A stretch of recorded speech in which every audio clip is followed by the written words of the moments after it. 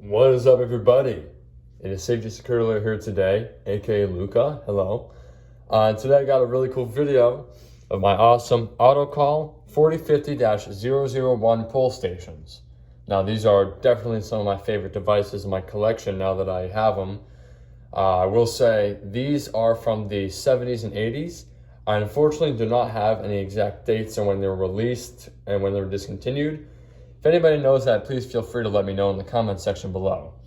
But let's go ahead and go over these really cool devices. I'm going to go over kind of like what you're seeing here compared to this later, but let's just go ahead and focus on one device right now because they're pretty much the same anyway. And let's go ahead and do it. So this is the pull station that we're looking at right now. But first of all, if we look at the front, first of all, very cool device. As you can see, it is actually black. If you look on the sides, it is completely black. Now they do make, these are originally made by Federal Signal, and I used to have one in my collection and it was all red. But these come in like different, some of them are red, some of them are different companies, you know. But this is the Autocall one in black.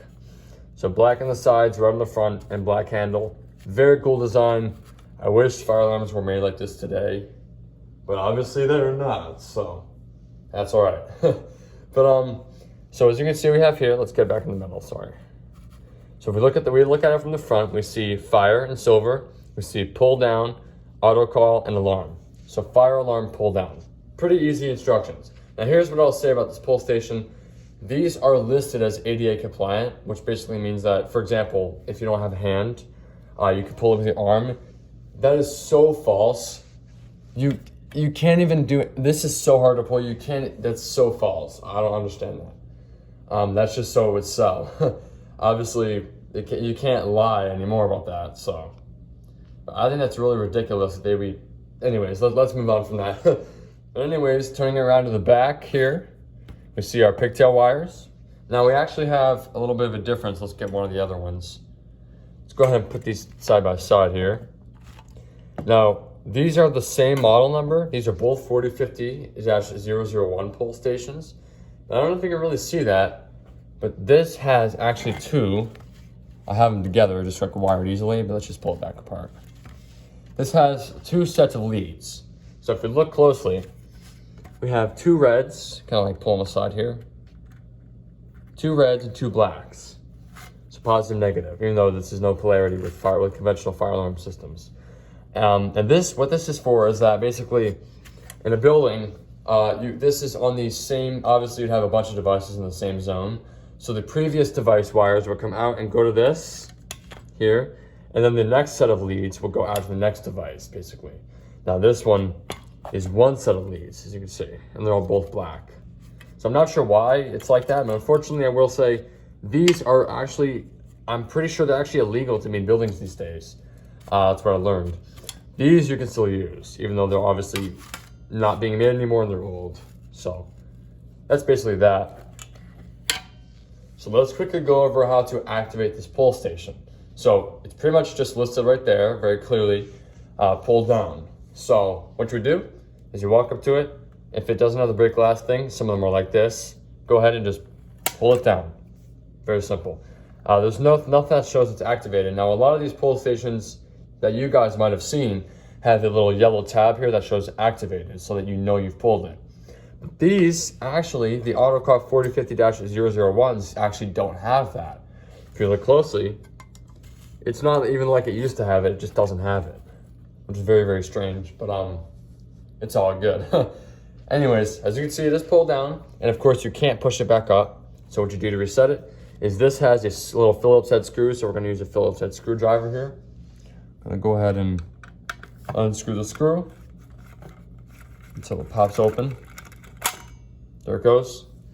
The handle flew up and it has come open. You can see it here. Now I'll go ahead and show you guys the inside while it's open. Now we look right here. Let's see if it's centered. Yep.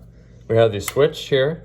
And unlike most pull stations like that have switches, up is alarm and down is normal. But with this one, it's opposite. So up is normal, down is alarm.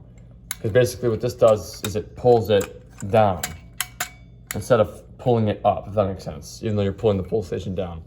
So up is normal, down is alarm. So we have right here, as you can see, we have the actual handle. with the spring there. Yes, this is spring loaded. You can see if I go ahead and pull it while it's open, it goes right back up because that spring right there. And that right there, that little groove that you're seeing is where the switch hangs inside of when it's closed, which is why when you pull it, it flips it down. So that's pretty much the inside. I'm gonna go ahead and screw it back in now that we're resetting it. And when you open the pull station, it actually flicks up the switch for you, which is nice, even though sometimes it doesn't work. And now it's tight and all back to normal. Now let's quickly talk about this one right here. Now, like I said, some of these pull stations here are designed to have a little piece on it, like which is what you're seeing here, lift to brake and pull lever down. Obviously these don't have it. Some just do, some just don't. Now these came out of a building, and some of them had it, some of them didn't. So these are the 3 that I got. One of them happened to have it. I've already done it. I've already pulled it off, so I've broken it. This is unfortunately, this piece is a one-time use piece. So what you do is when you lift it up, it actually snaps it off. So I just have it taped inside. As you can see, I have electrical tape just to kind of like make it stay, make it like a lift piece. But normally when you pull it, it would snap the inside and it would fall to the ground. So I'm gonna go ahead and demonstrate that for you guys. This is the same exact model, 4050-001, by the way, with just this extra piece. So if you look closely at the piece, lift to brake, and then you see right there, lift to brake it says. That's what you do. Now, I don't like this design very much.